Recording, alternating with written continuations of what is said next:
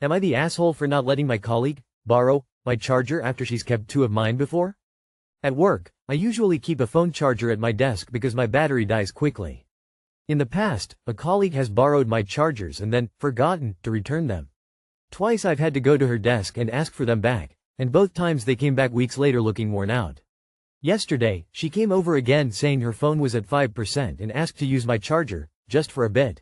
I told her I'd prefer not to lend it because the last two times I didn't get mine back quickly. She rolled her eyes and said I was making a big deal over a simple charger, and that I should learn to be more generous. Now a couple of people in the office think I was being petty, but I feel like I'm just setting boundaries after being taken advantage of. Am I the asshole? The couple of people in the office can supply her with their chargers. Job done. Not the asshole. My charger stays with me. If you need to charge your phone, guess the phone stays with me, too.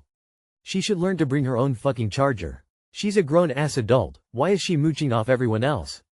Not the asshole. If she asks again, offer to plug her phone into your charger at your desk, rather than letting her take the charger. She gets her phone charged, you don't lose your charger.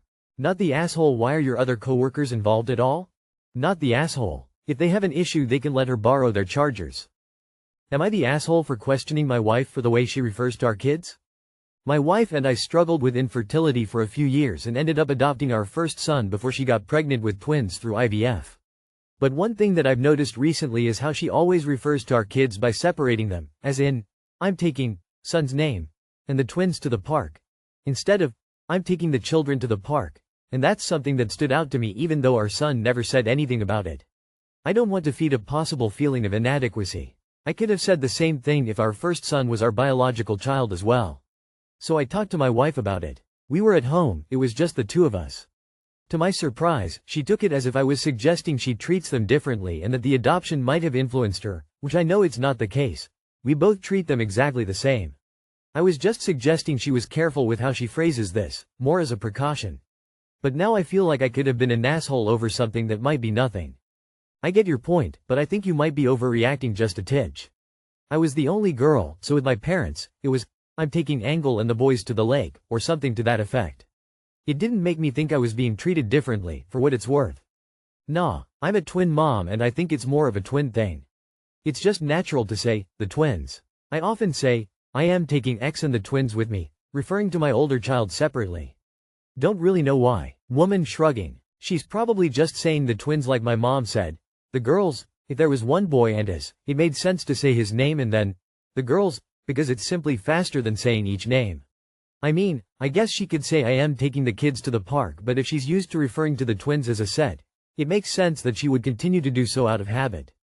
Hi twin here. Not the asshole, but slightly overreacting. My sister and I are in our 50s, and we are still, the twins.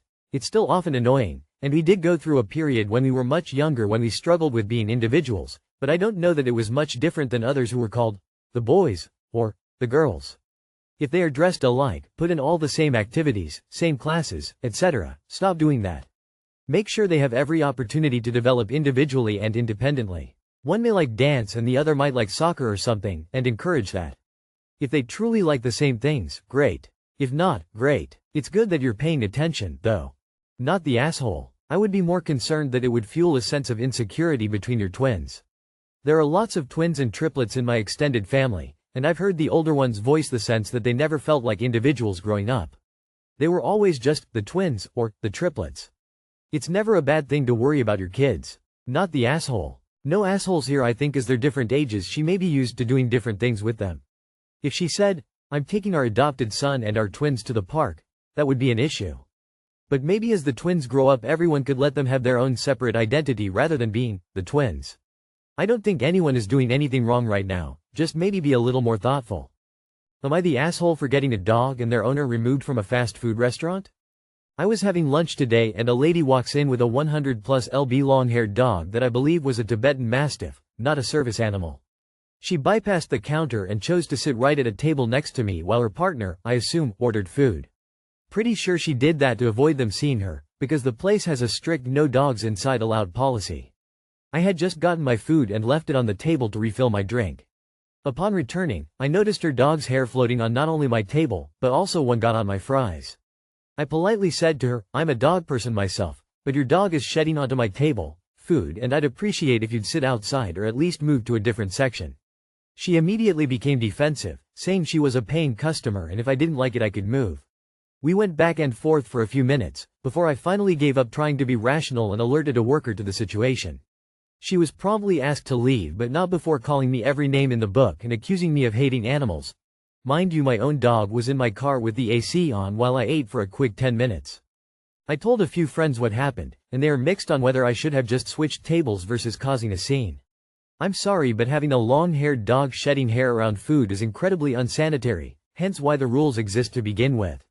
I didn't feel this to be an unreasonable request. So, am I the asshole? These take my dog everywhere I go, people need to be stopped. Not the asshole. If the business has a no dogs policy, you're not in the wrong for letting the business know that someone is breaking policy. You can love dogs and still recognize that it's a health and safety issue to have them in places like this. Not the asshole. Dogs are great, but eating their hair is not. Not the asshole, and from those of us with severe allergies and asthma, thank you. Not the asshole. Dogs don't belong in restaurants, grocery stores, Costco, shopping malls, stores, gyms, or playgrounds. Not the asshole. You had every right to report her from the beginning, yet you tried to solve the situation in a friendly manner. She declined. What happened after that was completely on her.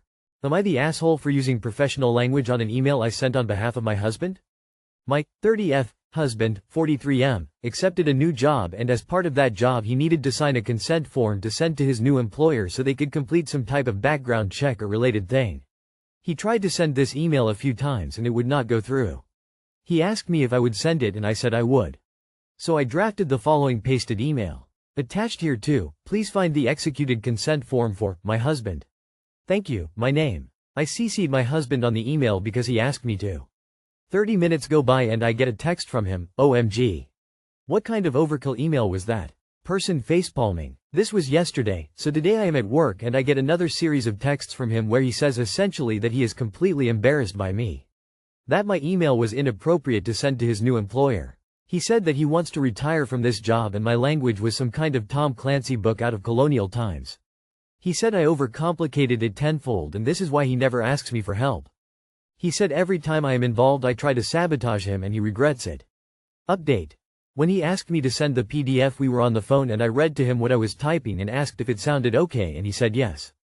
He claims I'm the asshole for how I sent the email. Am I the asshole for the language I used in my email? Not the asshole. The email was awkward. I'm a lawyer and I still use plain English. Please find the attached consent form signed by my husband would have sufficed. But holy fuck, did your husband overreact? No one who saw it cares. They just want the form on file. Your husband sounds like he has anxiety and thinks people focus on him more than they probably do. Your husband is the asshole in this story. What the hell is this? I want a divorce? Crap. How terrible. I would never say this to my wife unless I want a divorce. There's no real taking that back. If that's how he treats you, your email is the least of his problems. Edit. Typo. Not the asshole. Here too, is a bit much. But to be honest, I would be judging way more that his wife sent his consent form instead of him. Like you're his mommy or admin. My language was some kind of Tom Clancy book out of colonial times. Does your husband not know what sort of books Tom Clancy wrote? Or is he confusing Tom Clancy with Thomas Hardy? Not the asshole. His employer might roll their eyes or scoff at here too, but the bigger issue is his wife is performing his roles. It looks way worse that he couldn't attach and send his own email than you sending a professional email. This guy can't even send an email, so why is he complaining? What a dud. Not the asshole. Not the asshole. The unprofessional thing here was having his wife send an email for him. I would have second thoughts about hiring anyone that lacked the competency to email a PDF form and had to ask his spouse to do it for him. People are giving you a hard time about the word, here too, but if I received this email I wouldn't have even noticed what you wrote because I'd have been too busy wondering why the F he was having his wife send me emails. Not to mention that he's a nitpicking bully to you after you did him this favor. Even if I agreed with the people that are criticizing your language, his treatment of you is beyond the pale.